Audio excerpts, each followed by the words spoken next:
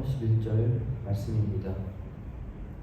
마태복음 4장 1절에서 11절 말씀입니다. 봉독하도록 하겠습니다.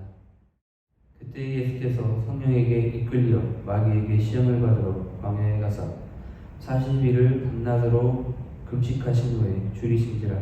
시험한 자가 예수께 나와 이르되 내가 만일 하느님의 아들이어도 명하여 이 돌들로 떡덩이가 되게 하라. 예수께서 대답하여 이르시되 기록되었을 때 사람이 떡으로만 살 것이 아니요 하나님의 입으로부터 나오는 모든 말씀으로 살 것이라 하였느니라 하시니, 이에 마귀가 예수를 거룩한 성으로 데려다가 성전 꼭대기에 세우고 이르되 내가 만일 하나님의 아들이어도 뛰어내리라. 기록되었을 때 그가 너를 위하여 그의 사자들을 명령하시리니 그들이 손으로 너를 받들어 발이 돌에 부딪히지 않게 하리로다 했느니라.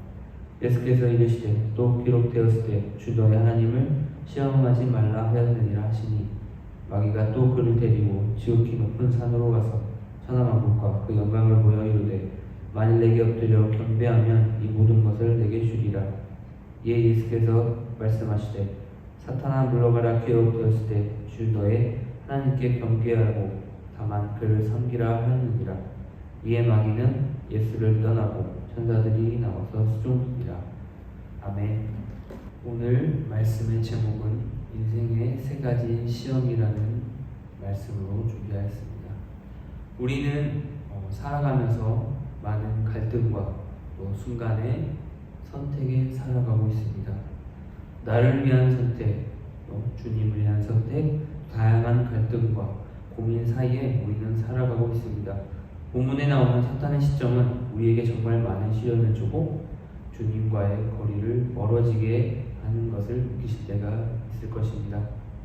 예수님의 많은 시험 사건이 성경에 기록되어 있습니다. 시험의 사건이 반복해서 나왔다는 것은 중요하다는 것을 말해주고 있습니다.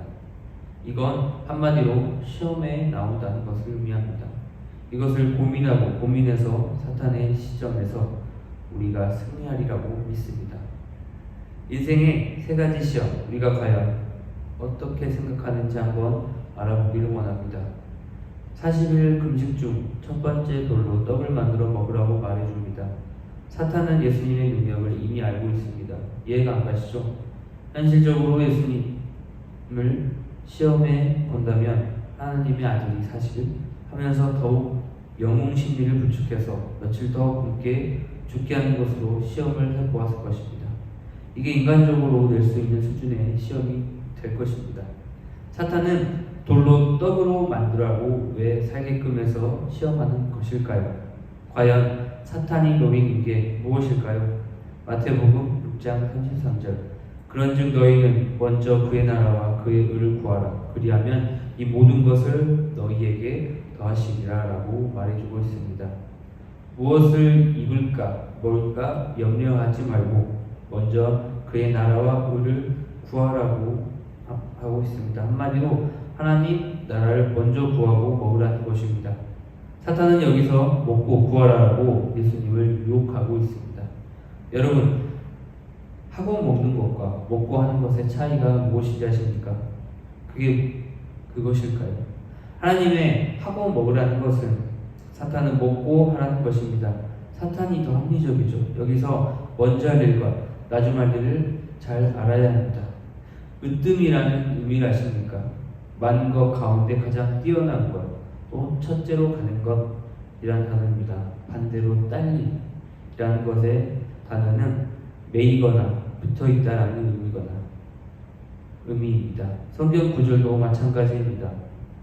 주님이 원하시는 대로 하면 먹을 것을 입을 것 더 주실 것이고, 반대로 그거지 하고 먹을 것을 먼저 구하면 하나님의 나라와 의미는 따라붙지 않게 될 것입니다.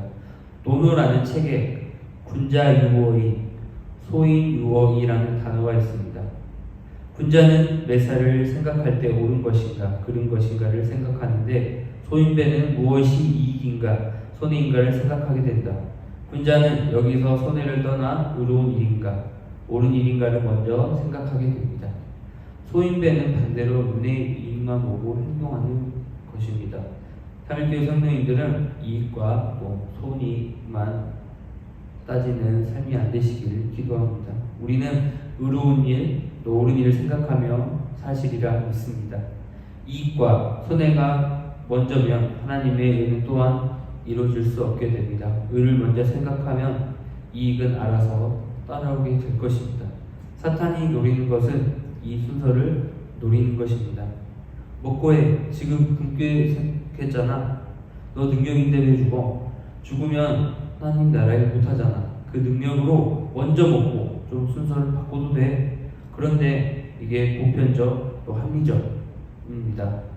이게 사탄이 노리는 함정입니다. 먼저 할 일, 나중 할 일, 우리는 잘 구분해서 나아가길 원합니다.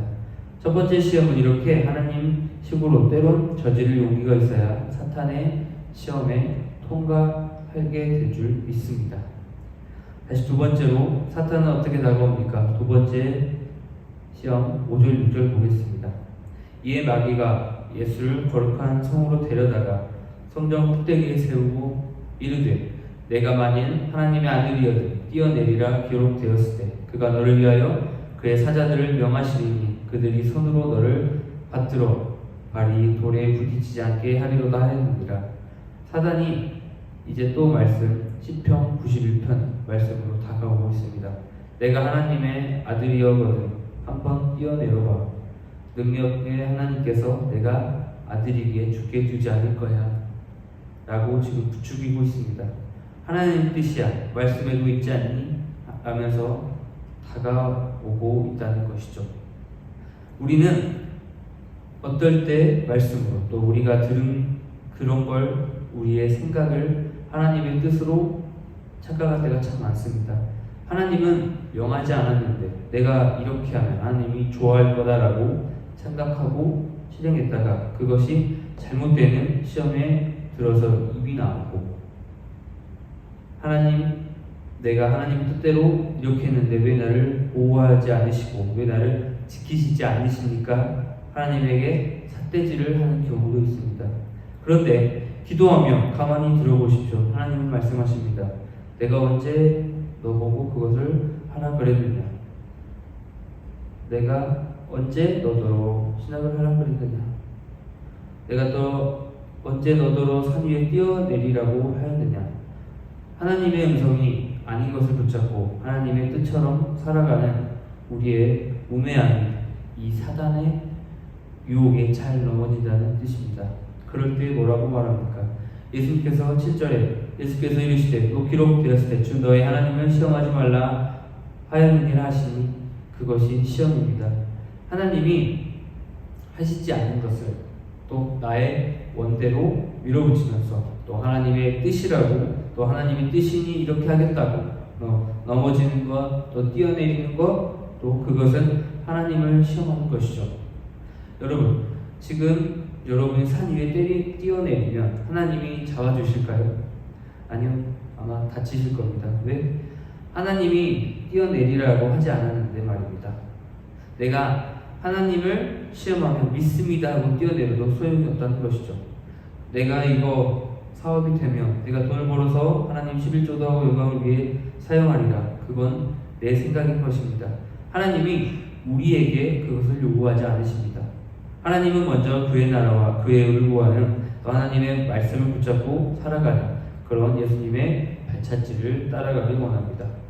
광야에서 예수님을 기다리는 사단은 이렇게 세 번째로 유혹합니다. 마귀가 또 그를 데리고 지극히 높은 산으로 가서 천하만국과 그 영광을 보여 이르되 만일 내게 엎드려 경배하며 이 모든 것을 내게 주리라. 사단은 포기하지 않고 계속해서 예수님을 시험하고 있습니다. 지금 두 개나 예수님께서 물리치셨는데 세 번째로 또 찔러봅니다. 나에게 경배하라. 그런데 모든 것을 너에게 허락해 주리라. 우리는 어떨 때 정말 우리가 말씀으로 또 믿음으로 한 가지를 잘 넘겼다 생각하면 우쭐합니다. 그래서 드디어 승리했다라고 하지만 우리는 어머니 사랑하는 것은 승리했는데 어느 날 남편에게 무너진 나를 바라봅니다. 우리 남편 그래 사랑해야지 다시 한번 결심했는데 또 자녀에게 또 무너지는 우리를 바라봅니다. 하나 됐다고 그 다음 되는 것이 아니에요.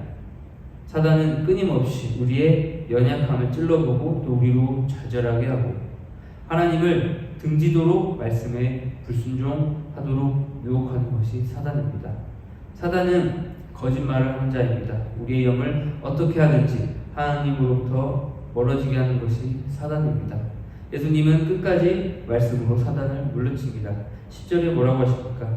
이에 예수께서 말씀하시되 사탄아 물러가라. 기록되었을 때 주 너의 하나님을 경배하고 다만 그를 섬기라 하였느니라.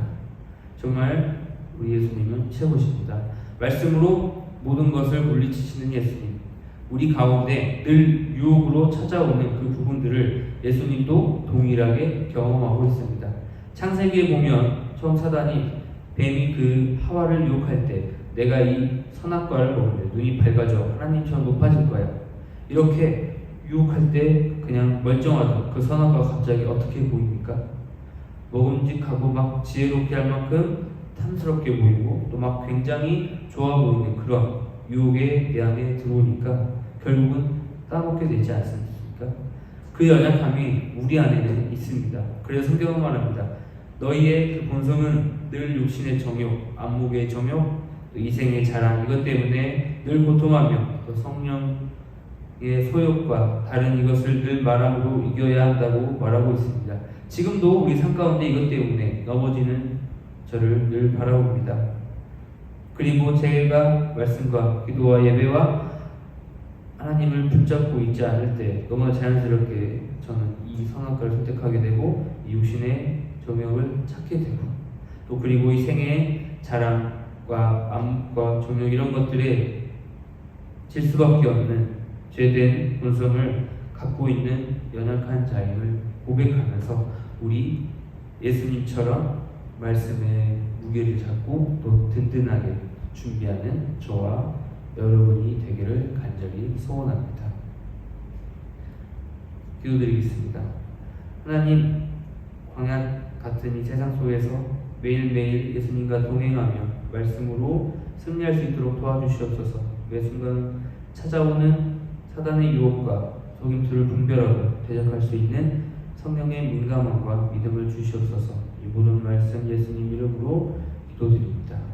아멘.